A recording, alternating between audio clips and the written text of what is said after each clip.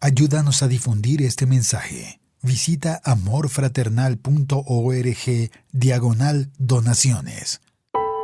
Estás escuchando una serie especial de amorfraternal.org.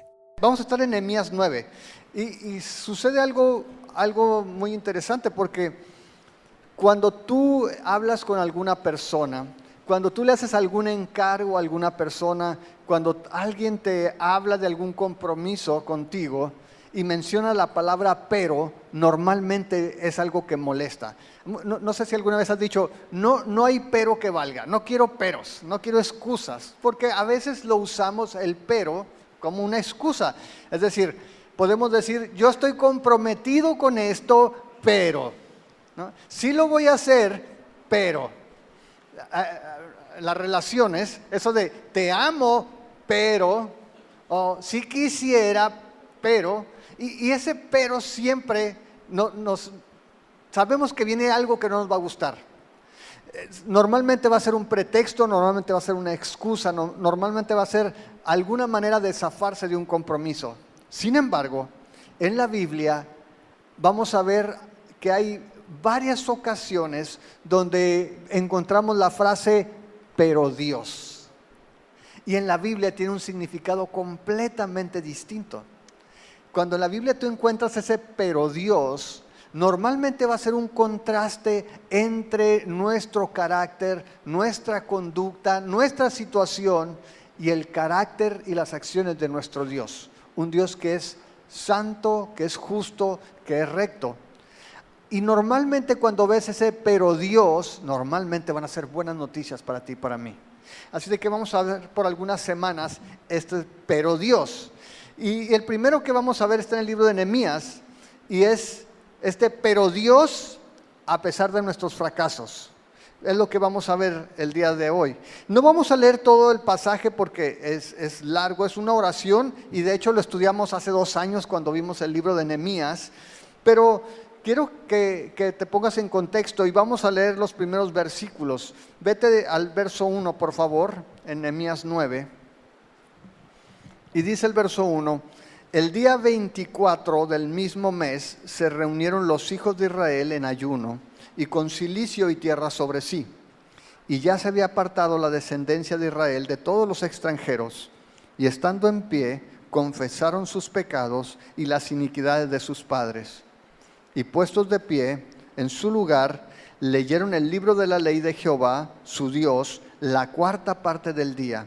Y la 4ª parte confesaron sus pecados y adoraron a Jehová, su Dios. Y lo primero que quiero que entiendas, para que te pongas en contexto, es que capítulo 9 nos habla de una reunión de adoración, una reunión de oración, así como la del viernes. Y a lo mejor muchos estaban durmiendo el viernes porque dijeron, 2 horas, ¿a quién se le ocurre pasar 2 horas orando y cantando?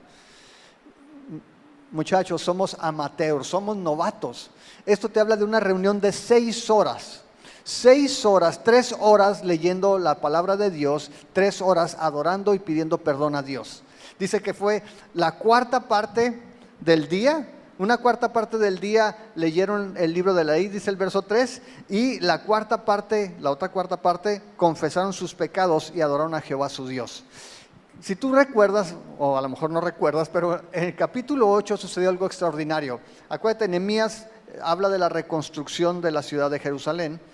El pueblo estaba desanimado, estaba triste, el pueblo no había adorado en el templo, y llega Nehemías y en el capítulo 8 reúne a la gente después de que habían comenzado a restaurar la ciudad y empiezan a arreglar el muro, y en el capítulo 8 se junta todo el pueblo y se ponen a leer la Biblia. Le piden a los levitas que les lean la palabra de Dios. Y el capítulo 8 trata de cómo los levitas comienzan a leer la palabra de Dios, la gente escucha y la gente comienza a llorar. Y la gente hace fiesta. Y en el capítulo 9, leer la palabra de Dios trae convicción a su vida. Y entonces ellos se reúnen y pasan 3 horas leyendo la palabra de Dios y 3 horas pidiendo perdón por sus pecados. Así de que esta es una reunión muy larga de 6 horas más o menos. 3 horas leen la palabra de Dios, 3 horas confiesan sus pecados, adoran a Dios. Y lo que vamos a ver en este pasaje es un ejemplo de esa tristeza que lleva al arrepentimiento. La Biblia nos habla que hay un tipo de tristeza que produce muerte. Dice que la tristeza del mundo produce muerte. Segunda de Corintios 7:10 dice: la tristeza que es según Dios produce arrepentimiento para salvación. De eso no tienes que arrepentirte. De que te arrepientas para con Dios no tienes de qué arrepentirte. Pero hay tristeza en el mundo que lleva a muerte.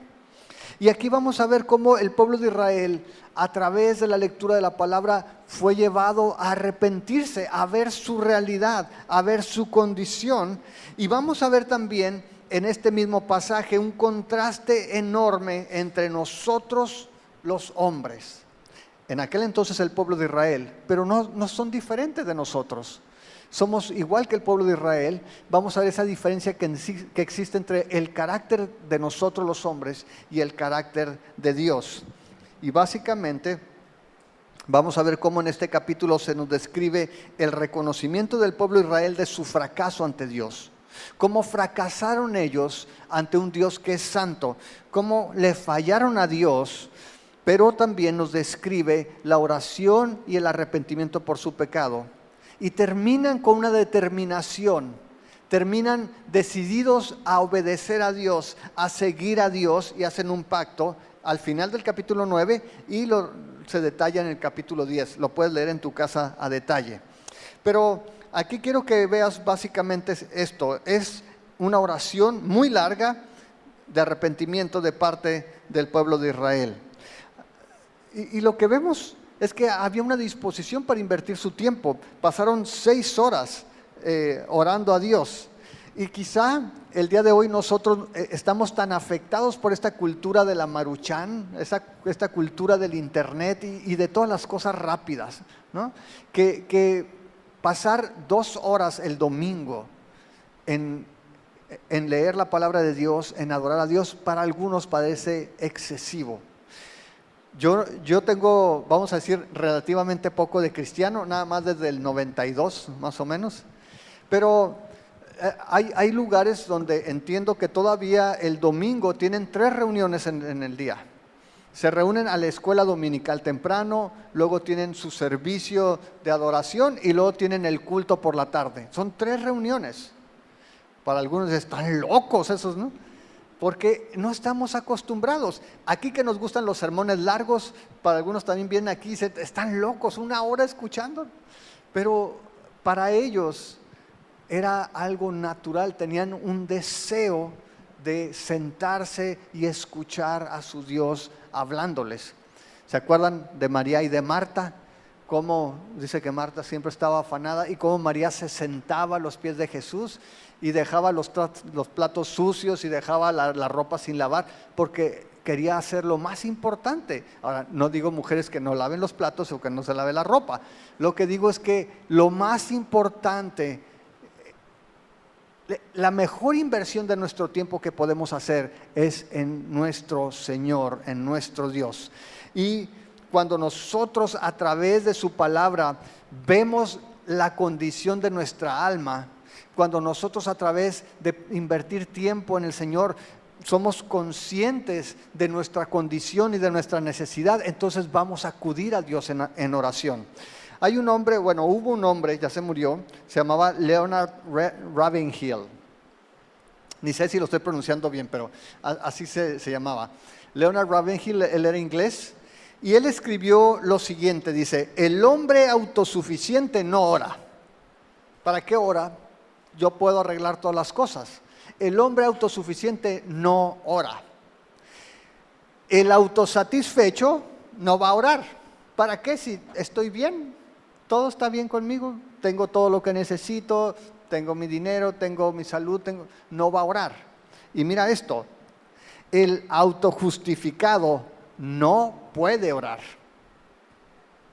Si yo siento que soy justo, si yo estoy convencido de que estoy bien, de que Dios me ve a mí y se quita el sombrero de tan bueno que soy, no puedo orar, no tengo nada por qué orar. De tal manera que la oración que vamos a ver en el capítulo 9 nos muestra lo opuesto a esta condición. El pueblo de Israel, si tú te fijas, hace una oración de arrepentimiento y de humildad, y al mismo tiempo encuentra esperanza en un Dios que es fiel. De tal manera que si tú vas, por ejemplo, al versículo 1, ves la preparación del pueblo de Israel. Dice, el día 24 del mismo mes se reunieron los hijos de Israel en ayuno, y no fue nada más porque vamos a salir temprano, no desayunes. No, ellos dijeron, nuestra necesidad primaria es Dios. No vamos a comer, vamos a buscar a Dios. Dice, se reunieron en ayuno. Número 2, dice allí, con cilicio, ropa de luto, para mostrar la pena, la tristeza que tenían como nación por haber fallado a Dios. Y dice allí, en el número 1 al final, y tierra sobre sí. Se echaron tierra para mostrar la humillación. Esa es la actitud con la que el pueblo empezó a orar. Ahora, ellos sabían, y si tú lees en tu casa a detalle el capítulo 9, te vas a dar cuenta que es una oración histórica. El pueblo de Israel comienza a orar, y comienza orando reconociendo lo que Dios ha hecho. Y comienza orando desde el versículo 6, nos habla del Dios creador, básicamente nos narra Génesis, y nos habla de Abraham, y va reconociendo las diferentes etapas de la historia por las que pasó el pueblo de Israel. Pero vamos a empezar a partir del versículo 15, para que veamos el fracaso de Israel como nación. Dice el versículo 15, les diste pan del cielo en su hambre, y en su sed les sacaste aguas de la peña, y les dijiste que entraran a poseer la tierra, la cual alzaste tu mano y juraste que se las darías. Mira el verso 16, mas ellos y nuestros padres fueron soberbios y endurecieron su cerviz y no escucharon tus mandamientos. No quisieron oír ni se acordaron de tus maravillas que habías hecho con ellos. Antes endurecieron su cerviz y en su rebelión pensaron poner caudillo para volverse a su servidumbre. Y déjalo hasta allí. ¿Qué nos habla de estos versículos? Estos versículos nos están narrando la respuesta del pueblo de Israel a Dios, al Dios que los creó, porque comienza hablando del Dios que creó todas las cosas. Dios creó todo cuanto existe y el hombre está incluido en la creación. Y Dios bendijo a la creación, bendijo al hombre y el hombre falló. Pero hablando de Israel, tú sabes bien que el pueblo estuvo cautivo por 430 años en Egipto. Dios los rescata, los libera de Egipto y los lleva por el desierto. Y es lo que nos está narrando aquí en el versículo 15, el Éxodo. El versículo 15 dice, le diste pan del cielo, el maná, le sacaste agua de la peña y les dijiste que entraran a poseer una tierra que tú habías jurado que le darías. Es decir, Dios los rescata de Egipto, Dios les provee en el camino y Dios les dice, estabas como esclavo, ya te liberé de la esclavitud, ahora te llevo a una tierra que yo prometo darte. Pero en el camino, para que no tengas hambre, te voy a dar pan. Para que no tengas sed, te voy a dar agua. Te voy a proveer todo lo que necesitas. Pero ¿cuál es la respuesta del pueblo? Muy humana, verso 16. Nuestros padres fueron soberbios. ¿Y qué más? Endurecieron su cerviz y no escucharon tus mandamientos, no quisieron oír, ni se acordaron de tus maravillas que habías hecho con ellos. Antes, repite, endurecieron su cerviz y en su rebelión pensaron poner caudillo para volver a su servidumbre.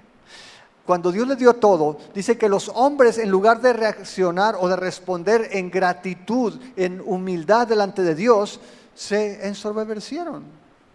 Ellos se sintieron los jefes. Y dice que dejaron de escuchar a Dios, no quisieron escuchar. Dice que se endurecieron. Y dice allí que se olvidaron, no se acordaron de lo que Dios había hecho. Si yo te pregunto ahorita, ¿hay algo que Dios haya hecho por ti a lo largo de tu vida? ¿Tu respuesta sería afirmativa o hay alguien que diga, yo no recuerdo que Dios haya hecho algo por mí? El punto es si lo que Dios ha hecho en el pasado te mueve en el presente a ser agradecido con Dios. Si lo que Dios ha hecho en los años pasados te ha llevado a ser más agradecido con Él, a ser más obediente con Él, a ser más humilde delante de Él, o no. Yo he escuchado personas, quizá tú también, que después de que hay un accidente muy grave o una enfermedad y el Señor los libra, dicen, volví a nacer, ahora sí voy a vivir diferente, ahora sí voy a aprovechar los días. Y eso dura como unas 2 o 3 semanas antes de que se nos olvide. Yo no sé si a ti te haya pasado. Si tú mismo has estado enfermo, si Dios te ha sanado, si Dios ha hecho algún milagro en tu vida que dices, Señor, ahora sí voy a cambiar. Y en 2 o 3 semanas se te olvida lo que Dios ha hecho. Eso se llama amnesia espiritual, ¿no? Se te olvida. Dice, ellos se les olvidaron tus maravillas, dice el verso 17. No quisieron oír ni se acordaron de tus maravillas que habías hecho con ellos. Antes se endurecieron. No es el único pasaje tristemente que nos habla de esto. Si brincas al verso 18, dice, además, cuando hicieron para sí becerro de fundición y dijeron, este es tu Dios que te hizo subir de Egipto, y cometieron grandes abominaciones. El pueblo no solamente se olvidó de lo que Dios había hecho, no solamente se endureció en su corazón, no solamente no quiso oír, sino que fue y creó sus propios dioses. Y dijo, hizo este becerro y dijo, este es tu Dios que te sacó de Egipto, no aquel del que no nos acordamos, este es el bueno. Y a veces nos sucede también a nosotros. Dios nos rescata, Dios nos salva, Dios nos provee, Dios nos suple, y luego dices, es gracias al trabajo que tengo, mira qué bien nos ha ido. Y ese es tu Dios. El trabajo es tu Dios, el dinero es tu Dios, el compadre es tu Dios.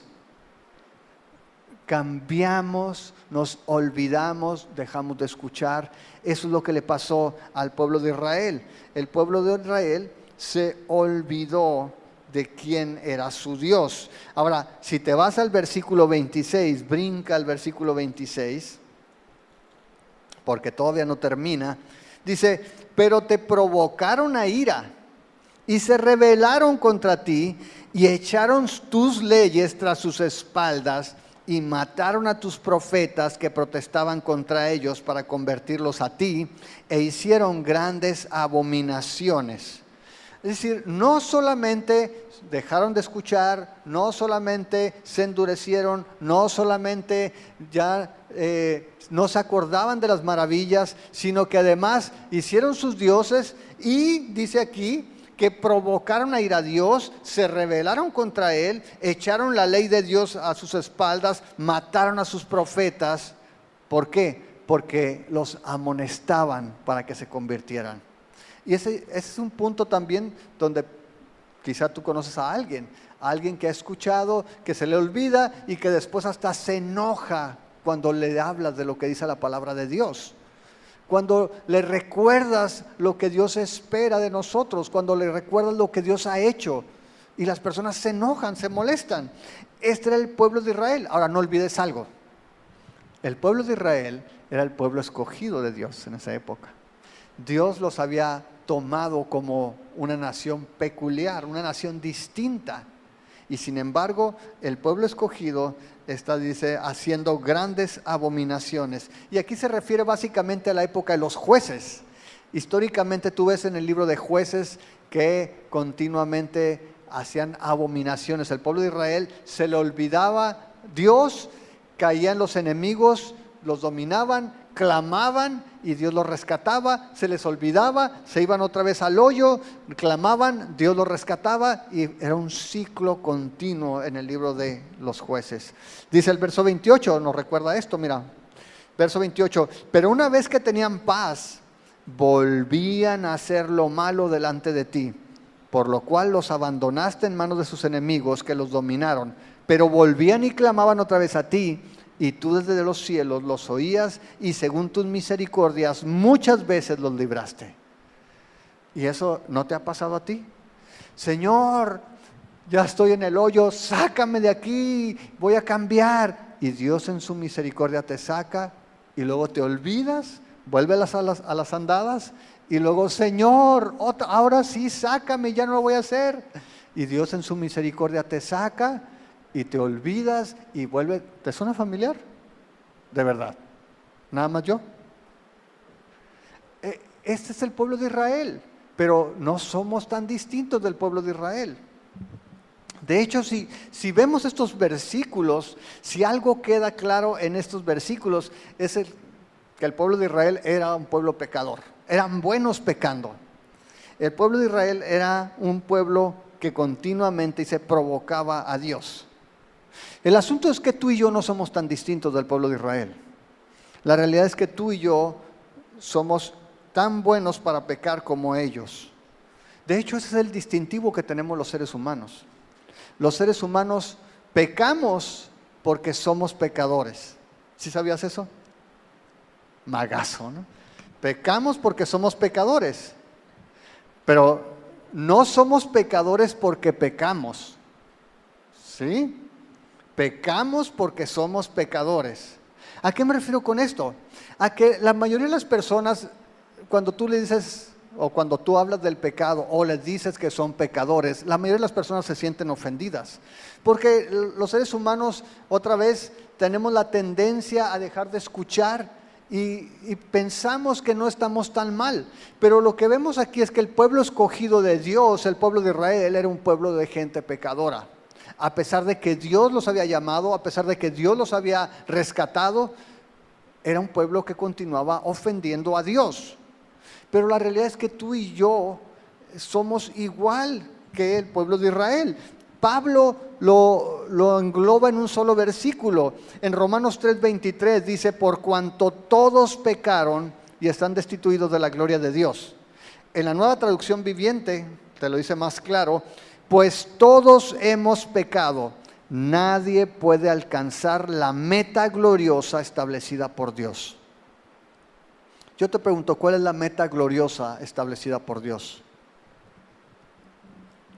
La santidad. Dios es un Dios santo. Dios es un Dios en el cual no hay pecado. Y ni tú, ni yo, ni los que están enseguida de ti hemos llegado a esa meta.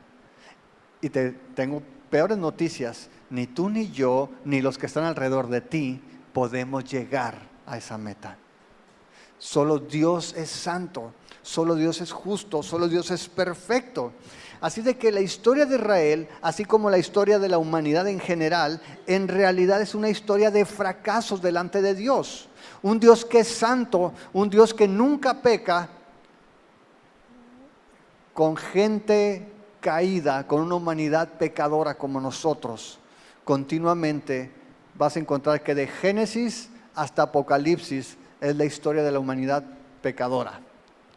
Pero Dios ha intervenido. Y eso es lo que vamos a ver ahorita. Pero si vemos nosotros esto, entonces podemos entender que Israel fracasó ante Dios, pero nosotros también, la humanidad en general, hemos fracasado delante de Dios. Porque el pecado ha hecho una huella, ha dejado una huella profunda en nosotros. En el libro de Romanos, en el capítulo 5, Pablo explica esta verdad. En Romanos 5:12, Pablo dice, por tanto como el pecado entró en el mundo por un hombre y por el pecado la muerte, así la muerte pasó a todos los hombres por cuanto todos pecaron. Pues antes de la ley había pecado en el mundo, pero donde no hay ley no se inculpa de pecado. No obstante, reinó la muerte desde Adán hasta Moisés, aun en los que no pecaron a la manera de la transgresión de Adán, el cual es figura del que había de venir. Si tú no entendiste lo que dije, básicamente lo que Pablo está diciendo es, el pecado entró por causa de un hombre. ¿Quién fue ese hombre? Adán. Adán desobedeció el único mandamiento que Dios le había puesto, no comas de este árbol. Adán desobedece ese mandamiento, el pecado entra en el mundo y la consecuencia del pecado, ¿cuál fue? La muerte. La muerte entró al hombre, pero dice que a partir de Adán la muerte pasó a todos los hombres, porque en Adán, ¿quién pecó? Todos pecamos. Adán era nuestro senador, era el senador de la humanidad, era el diputado de la humanidad, era el representante de la humanidad. Y cuando Adán pecó, pecamos todos. Y a partir de entonces, todos los hombres pecamos. Todos los hombres nacemos pecadores, con esa inclinación a desobedecer a Dios. Y Pablo dice, ahí está la prueba. ¿Dónde? Cuando dice en el versículo 14, no obstante, reinó la muerte desde Adán hasta Moisés. Cuando tú lees el libro de Génesis, es bien interesante que comienza las genealogías y dice, y fulano de tal vivió chorrocientos años, ¿y qué pasó? Murió. Y después tuvo a su hijo Perenganito y vivió chorrocientos años y murió. Y después tuvo hijo fulanito de tal y vivió otros menos de chorrocientos y murió. Y murió y murió. Y lo que te dice es, todos murieron. Todos eran pecadores, aunque no había ley, aunque no había mandamientos, pero el pecado ya estaba en el mundo. Tú y yo y la gente de esa época no conocía el pecado a fondo porque no había ley. Pero cuando llegó Moisés, ¿qué es lo que dice aquí? Verso 14, en el capítulo 5 dice, reinó desde Adán hasta Moisés, aun en los que no pecaron a la manera de la transgresión de Adán, el cual es figura del que había de venir. Adán se le dijo, no comas del fruto, porque si comes vas a morir. Los demás no comieron del fruto, pero murieron, aunque no transgredieron la ley, porque eran pecadores. De tal manera que con esto lo que quiero que veas es que el pecado está en nuestra naturaleza. No es que el ambiente te haga malo, no es que las malas compañías te hicieron malo y te hicieron pecador, no, ya eres pecador. Todas las personas en este mundo somos pecadores. Todos tenemos necesidad de un Salvador. Y es lo que nos está mostrando no solamente la Biblia, sino nuestra experiencia personal. Yo te pregunto, ¿de dónde aprenden los niños a hacer berrinches? ¿Te ven a ti como papá tirado en el suelo pataleando? ¿Les sale naturalito, sí o no? Quiero eso. No. ¡Ah! ¿De dónde lo aprendieron? Está en los genes, está en su naturaleza. En nuestra naturaleza caída tenemos esa tendencia a rebelarnos a Dios, de tal manera que no puedes pasar mucho tiempo leyendo la Biblia sin encontrarte frente a frente con el problema del pecado. Todos los hombres tenemos el problema del pecado y todos necesitamos lidiar con esa realidad. El pecado está en nosotros y esa es la esclavitud a la que estamos sujetos todos los hombres. Así de que cuando veas a Israel, no seas muy duro con Israel, no digas, ay, los israelitas, qué duros eran. Somos igual que los israelitas, tú y yo. Tú y yo tenemos la misma tendencia, somos por naturaleza hijos de ira. Y otra vez, si bien es cierto que la formación, el ambiente o las personas que te rodean pueden influir, la realidad es que en el fondo de nuestro corazón todos nosotros tenemos un problema, que es el problema del pecado. Por eso la Biblia nos dice en Jeremías 17:9, te voy a leer la nueva traducción viviente, el corazón humano es lo más engañoso que hay y extremadamente perverso. ¿Quién realmente sabe qué tan malo es? Tú puedes decir, yo soy bueno, yo soy tan malo. Y de repente escuchas que en fulana parte una persona mató a otra porque le debía 500 pesos y no se los pagó. Y dices, ¿cómo pueden hacer esas cosas? ¿Sabes? La Biblia lo que nos dice con este pasaje es que en realidad tú no sabes, ni siquiera tú sabes de lo que eres capaz. Estás tan corrompido, tu naturaleza está tan caída, el pecado ha afectado tan profundamente nuestro corazón que no sabes de lo que eres capaz. A lo mejor en algún momento has tenido un destello con algún pensamiento. Yo cuando era malvado, hace algunos años, en mi juventud, yo hacía mis planes malvados. Y si alguien me molestaba, yo en mi mente hacía el plan para, no solamente para vengarme, para humillarlo. Nada más yo hago planes malvados. Pero lo que la Biblia nos dice es que el problema está en el corazón. Nosotros somos el problema. De tal forma que el pecado nos ha infectado lo más profundo. Pero aquí es donde Dios entra en acción. Dios ha provisto el perdón. Vete al versículo 17, otra vez, capítulo 9, verso 17 de Nehemías. Y aquí está la frase, fíjate lo que dice. No quisieron oír, ni se acordaron de tus maravillas que habías hecho con ellos. Antes endurecieron su cerviz y en su rebelión pensaron poner caudillo para volverse a su servidumbre. Y luego dice, pero tú eres Dios, pero tú eres Dios. Y mira lo que sigue, pero tú eres Dios que perdonas, clemente y piadoso, tardo para la ira y grande en misericordia, porque no los abandonaste. Estos pero tú eres Dios, estos pero Dios, es el punto donde la cosa cambia. Es la frase donde sabes que va a venir lo bueno.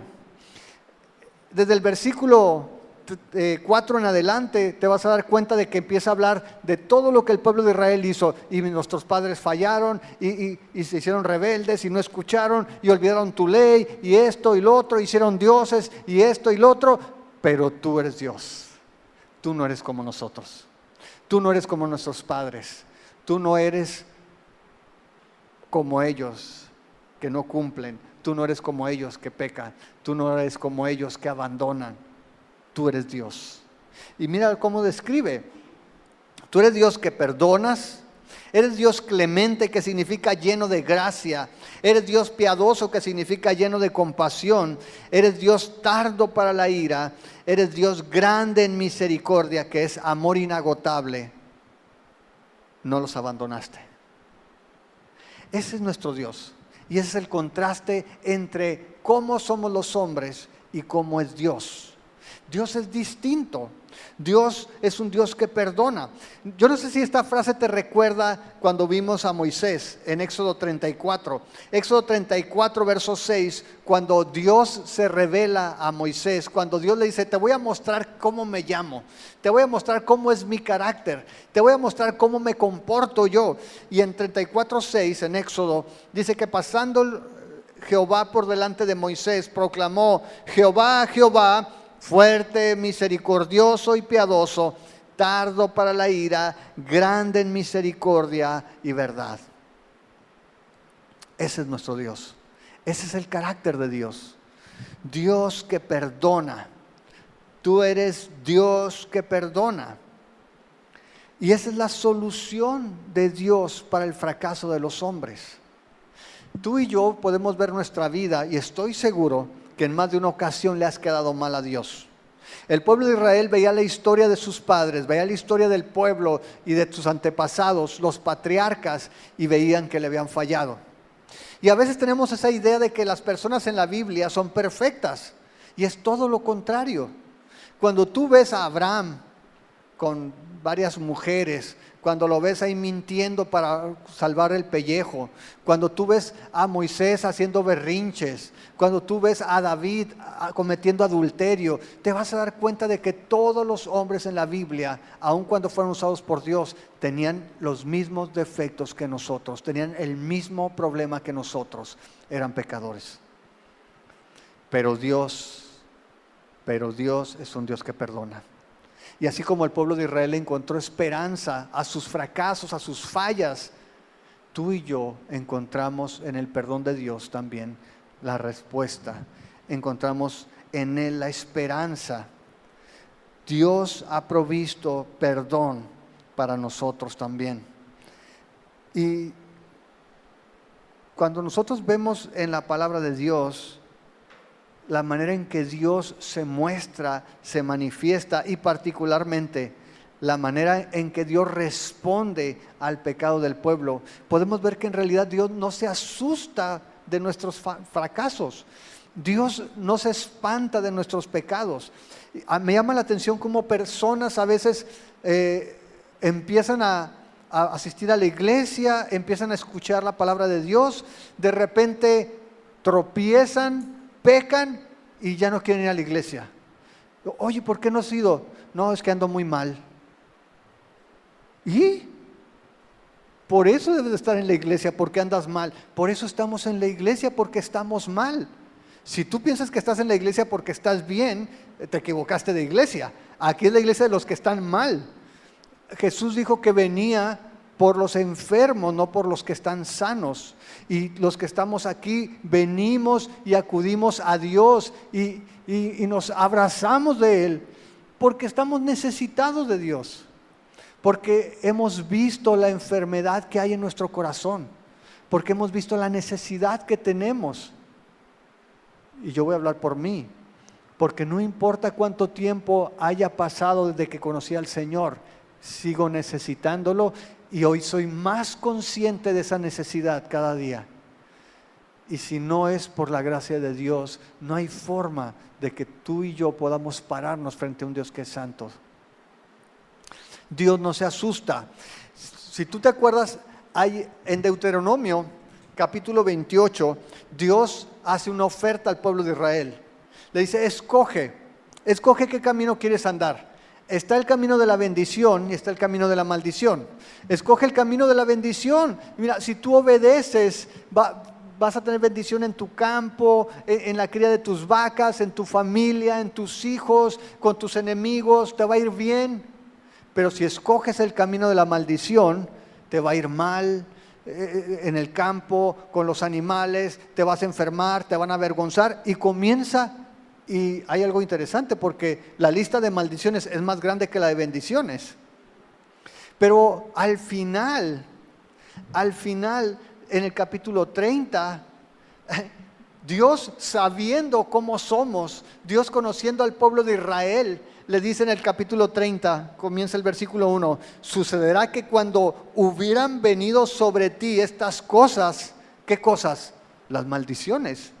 O sea, Dios no dice, si acaso llegas a fallar, no, cuando falles y vengan estas cosas sobre ti, dice el versículo 1, y la maldición que he puesto delante de ti, dice, y te arrepientas en medio de todas las naciones a donde te hubiera arrojado Jehová tu Dios, y te conviertas a Jehová tu Dios, y obedezcas su voz conforme a todo lo que yo te mando hoy, tú y tus hijos con todo tu corazón y con toda tu alma, entonces Jehová hará volver a tus cautivos y tendrá misericordia de ti, y volverá a recogerte de entre todos los pueblos a donde te hubiera esparcido Jehová tu Dios. Cuando falles, porque vas a fallar, pero cuando falles y te arrepientas y te conviertas y me busques, yo voy a regresar y te voy a sacar del medio de las naciones. Yo voy a perdonarte. Dios sabe lo necesitados que estamos. Dios conoce nuestro corazón.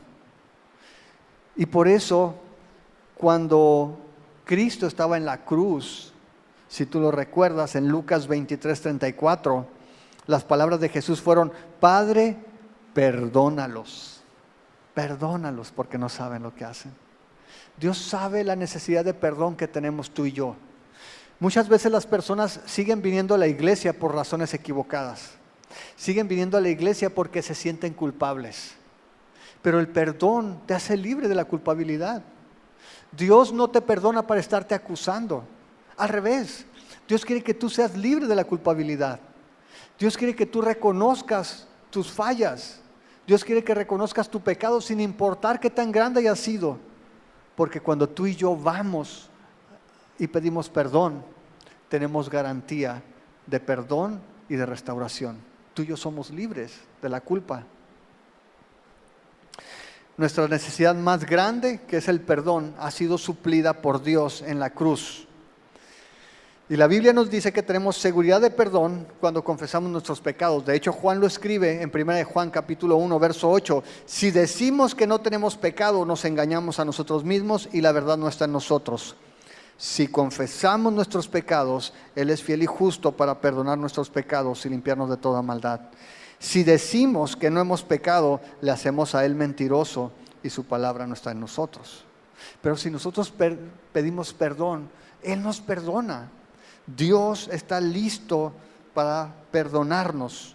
Ahora, cuando hablamos de arrepentimiento, cuando hablamos de confesar, es algo más que simplemente reconocer que hemos fallado. Porque a veces, ¿alguna vez te han cachado en algo malo, en alguna movida, y te cachan y tú, no, sí, la verdad es que sí, yo soy culpable? Te cacharon, no tienes que decirlo, ¿me explico? Pero hablar de arrepentimiento es reconocer como Dios habla. Señor, te estoy ofendiendo a ti. No simplemente hice algo que no debía, te estoy ofendiendo a ti. El pecado es una ofensa contra Dios. Y el arrepentimiento implica que cambiemos de dirección, que demos la espalda a eso, o sea persona, sea objeto, sea cosa, aquello que nos movió a desobedecer a Dios, aquello que nos movió a ofender a Dios. Arrepentimiento implica cambiar de dirección, darnos la vuelta, dar la espalda a eso y seguir caminando ahora en pos de Dios. A veces pensamos que el arrepentimiento es sentirse mal. Y aún a veces como cristianos queremos sufrir para sentir que Dios nos perdona. Y es que no siento tengo que sentir dolor y llorar. Claro que implica eso, pero primero que nada es el reconocimiento de que estamos ofendiendo a Dios. Ahora, cuando vemos aquí cómo es Dios, pero tú eres Dios, no solamente es un Dios perdonador. Lo siguiente que menciona ahí en la Biblia, si vas al versículo 17, es que eres clemente y piadoso. Nuestro Dios es clemente, es lleno de gracia y es un Dios compasivo. Y hemos hablado acerca de estas palabras y quiero rápidamente recordarlo. Hemos hablado que misericordia es que no te den lo que te mereces. Cuando tu papá te iba a dar con el cinto o tu mamá con la chancla era, no mamá, ya no. Y si tu mamá accedía, tu mamá estaba mostrando misericordia. Me salvé, ¿no? No te dio la chancliza o los cintarazos que te merecías. Eso es misericordia. Justicia era que te los diera porque te los merecías, ¿no? Pues habías hecho algo malo, te cacharon, venga la chancla o el cinto. Eso es lo justo. Pero gracia es que te den lo que no te mereces, es que te den la bendición, que Dios te dé su bendición. Y un pastor habló de una ilustración que muestra estos conceptos. Imagínate que vas a exceso de velocidad en Hermosillo, como si fuera posible, pero imagínate que aquí pudieras irte a exceso de velocidad y de repente te cacha el policía. Ahí en el Morales sale detrás del semáforo, ¿no? Del poste y te agarra ahí a exceso de velocidad. ¿Justicia qué es? Te hace la multa, órale, es justo. Aunque llores y digas, es que soy cristiano, mire, no. Lo justo es que pagues la multa por cafre, aunque seas cristiano, ¿no? Eso es lo justo. Misericordia sería que te dijera, ¿sabes qué? Mira, te torcí, aquí está. Venías 30 kilómetros por arriba del límite. No lo vuelvas a hacer. Te voy a dejar ir. Eso sería misericordia. Gracia sería, mira, te torcí, no lo vuelvas a hacer, toma 200 bolas para que te vayas a los tacos. Eso sería gracia. Difícilmente lo vas a ver, pero eso sería gracia, ¿no? No te multa, te advierte y te da 200 pesos para que te vayas a los percherones. Dios en Cristo hizo todo esto. El policía te detiene, el policía te aplica la multa, pero el policía te da el dinero para que pagues la multa y te da para los tacos. Tienes justicia, gracia y misericordia en el mismo lugar. Cristo nos hace libres de la ira de Dios, del juicio. Cristo paga la deuda que nosotros tenemos con Dios muriendo en la cruz por nosotros. Y Cristo nos bendice para que ahora seamos no solamente perdonados, sino que ahora seamos adoptados como hijos de Dios, tengamos herencia junto con Cristo y vivamos por la eternidad como hijo de Dios. Esa es la manera en que Dios hace esto. Un Dios lleno de gracia, un Dios que es compasivo. Y por último, en el versículo 17, dice allí: pero tú eres Dios que perdonas, clemente y piadoso, tardo para la ira, grande en misericordia, porque no los abandonaste. Y ese es el tercer concepto que vamos a ver aquí. Eso se llama fidelidad. Y nuestro Dios es un Dios fiel. Cuando vemos el amor de Dios es tan distinto a cualquier otra cosa que nosotros hayamos experimentado, que nos cuesta trabajo entender el amor de Dios. Tú y yo podemos entender que alguien nos ame por lo que hacemos.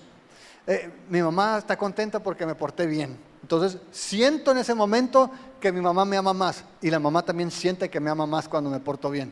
Cuando me porto mal y la mamá empieza, ¿no?, sea verbalmente, físicamente o las dos, a darte, entonces tú sientes que la mamá no te ama tanto, y posiblemente la mamá también siente que no te ama tanto. Estamos acostumbrados a que las personas nos aprecien, nos valoren o nos amen por lo que hacemos, pero el amor de Dios no es así. Dios te ama como eres. Dios nos ama como somos, y no importa si nos portamos bien, Dios no nos ama más. Y no importa si tropezamos y fallamos a Dios, Él no nos ama menos. Dios nos ama de manera perfecta. Y Dios, por eso, cuando tú ves en la Biblia, dice: a pesar de todo eso, no los abandonaste. Y quiero que pienses en el versículo 18 cuando dice: se hicieron sus dioses y dijeron: este es el Dios que te sacó de Egipto. Haciendo a un lado a Dios completamente. Y sabes, eso nos pasa muchas veces. Cuando pensamos que nuestra felicidad está, o nuestra satisfacción está, o nuestra razón de existir, o nuestra identidad está en otras cosas que no es Dios. Si yo logro esto, entonces voy a ser feliz. Si yo logro esto, entonces voy a estar satisfecho. Si yo logro esto, entonces voy a tener una razón de vivir. Dios es nuestra razón de vivir. Dios es quien da identidad a nuestra vida. Dios es quien le da propósito y sentido a nuestra existencia. La Biblia dice que para eso fuimos creados tú y yo, para dar gloria a Dios. Pero tenemos esa tendencia a olvidarnos de Dios, y con todo Dios no deja de amarte. Dios en su amor, esa palabra me gusta, esta frase. No sé si yo la inventé, pero ya la creí, o sea, yo creo que sí la inventé. Pero dice: Dios tiene un amor sin reversa, ¿no? Dios te ama sin reversa. Dios te ama y siempre te busca y siempre está sobre ti y siempre te está hablando, a pesar de nosotros mismos. A pesar de que el pueblo de Israel falló, a pesar de que el pueblo de Israel dejó de escuchar, a pesar de que el pueblo de Israel se endureció, a pesar de que el pueblo de Israel se olvidó de sus maravillas, de que echó su ley a las espaldas, de que mató a los profetas, dice: no los abandonaste. Ese es el Dios que tenemos. No importa lo que tú hayas hecho, no importa cómo hayas vivido, Dios te sigue amando y sigue tras de ti.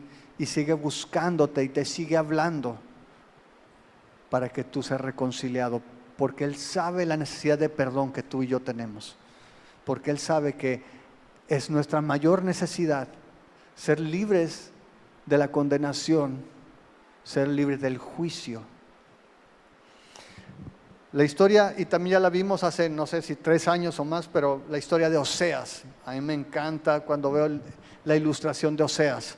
Oseas, el profeta, Dios le llama y dice: cásate con esta mujer que es prostituta. Y mencionaba, no sé si era un poquito prostituta cuando se casó, o si pensaba, tenía planes de ser prostituta en el futuro. Como haya sido, el profeta obedece y se casa con ella. La mujer lo traiciona, la mujer termina abandonándolo, se va con sus amantes, termina como esclava. ¿Y saben qué hace Oseas? Va y paga el precio para hacerla libre, la compra y la lleva a su casa. Eso es lo que hizo Dios. Gente que se olvida de Él, gente que lo traicionamos, gente que lo abandonamos, gente que terminamos como esclavos del pecado. Y nuestro Dios paga el precio para reconciliarnos con Él y para llevarnos con Él. Eso se llama fidelidad, hermanos. Y no importa si tú eres infiel, eso no cambia el carácter de Dios. Nuestro Dios es un Dios fiel. Y no importa lo que hayas hecho, y no importa por cuánto tiempo lo has hecho, Dios sigue estando siempre listo para que cuando tú te acerques a Él, Él te perdona y Él está listo para recibirte. Dice Nehemías 9:18, además cuando hicieron para sí becerro de fundición y dijeron, este es tu Dios que te hizo subir de Egipto, y cometieron grandes abominaciones, verso 19, tú con todo, por tus muchas misericordias, no los abandonaste en el desierto. La columna de nube no se apartó de ellos de día para guiarlos por el camino, ni de noche la columna de fuego para alumbrarles el camino por el cual habían de ir. Y enviaste tu buen espíritu para enseñarles, y no retiraste tu maná de su boca, y agua les diste para su sed. Los sustentaste 40 años en el desierto, de ninguna cosa tuvieron necesidad, sus vestidos no se envejecieron, ni se hincharon sus pies. ¿Cuántos de nosotros somos así? Amas a una persona, la persona te traiciona, sácate, ¿no? Le quitas todo lo que le puedes quitar. Dios no. Dios dice, con todo, les dio comida, les dio agua, les tapó el sol, los guió por el camino, sus ropas no se envejecieron, los pies no le crecieron. O sea, Dios estuvo pendiente y los bendijo. Porque Dios ama como ninguno de nosotros sabe amar. Dios está listo para perdonar. ¿Cuál es la respuesta del pueblo de Israel? Si vamos a Nehemías 9, en el versículo 38, dice al final, a causa pues de todo esto, nosotros hacemos fiel promesa y la escribimos firmada por nuestros príncipes, por nuestros levitas y por nuestros sacerdotes. Y si te vas al versículo 29 del capítulo 10, ahí se describe este pacto. Dice, se reunieron con sus hermanos y sus principales para protestar y jurar que andarían en la ley de Dios que fue dada por Moisés, siervo de Dios, y que guardarían y cumplirían todos los mandamientos, decretos y estatutos de Jehová, Señor nuestro. Dijeron al final, ¿sabes qué, Señor? Si tú lee en tu casa todo el capítulo 9, ¿sabes qué? Nos pasó esto, pero lo merecíamos. Y los pueblos vinieron y nos conquistaron, pero era porque nosotros lo merecíamos. Y nos castigaste con esto, pero nosotros lo merecíamos. Pero ¿sabes qué? Ahora, Señor, te vamos a seguir a ti. Hacemos un pacto delante de ti para seguirte, para buscarte a ti, para obedecerte. Y dice que lo firmaron los príncipes de las tribus. Ellos lo firmaron a nombre de todo el pueblo. Es parecido a lo que Pablo dice en Romanos 12. Romanos 12 explica desde el capítulo 1 todo lo que Dios ha hecho, todas sus misericordias, la manera en que ha mostrado su amor, cómo nos ha rescatado. Y llega al capítulo 12 Pablo y dice en el versículo 1, por lo tanto, amados hermanos, les ruego que entreguen su cuerpo a Dios por todo lo que Él ha hecho a favor de ustedes, que sea un sacrificio vivo y santo, la clase de sacrificio que a Él le agrada. Esa es la verdadera forma de adorarlo. Cuando ves todo lo que Dios ha hecho, ¿cuál es la respuesta lógica? ¿Cuál es la respuesta que es acorde a todo lo que Dios ha hecho? Señor, aquí está mi vida. Quiero adorarte, quiero agradarte a ti. Toma todo lo que soy. Quiero servirte, quiero obedecerte. Quiero caminar contigo. Tú puedes escuchar de repente personas que quizás te dicen, fulano de tal, oye, ¿qué pasó con él? No, pues no viene, pero anda buscando a Dios. Te tengo noticias, Dios no se ha perdido. Los perdidos somos nosotros. Nosotros dice que somos los que nos extraviamos como ovejas. Nosotros somos los que agarramos monte. Dios siempre nos está buscando. Dios siempre está cerca. Dice Pablo, con los ojos cerrados lo puedes encontrar. A tientas. Dios no se esconde, nosotros nos escondemos. Dios no huye, nosotros como Adán huimos de Dios. La pregunta es, ¿qué vas a hacer hoy? ¿Qué es lo que tú vas a hacer hoy? Tú y yo podemos acercarnos hoy y encontrar la reconciliación, encontrar el perdón, ser libre de la culpa. O podemos huir, cerrar nuestros oídos para no escuchar, endurecer nuestro corazón, agarrar la ley y aventarla a nuestras espaldas. No mates a los profetas, por lo menos no el día de hoy. No mates a los que te amonestan. Pero ¿qué es lo que vas a hacer el día de hoy? Dios está esperando, porque Dios no es como tú y como yo. Nuestro Dios es un Dios que perdona, clemente, piadoso, tardo para la ira, grande en misericordia y que no te abandona. Amén. Escuchaste una serie especial de amorfraternal.org. Encuentra más estudios bíblicos en amorfraternal.org. Síguenos en redes sociales, Instagram, YouTube y Facebook.com/amorfraternal.org.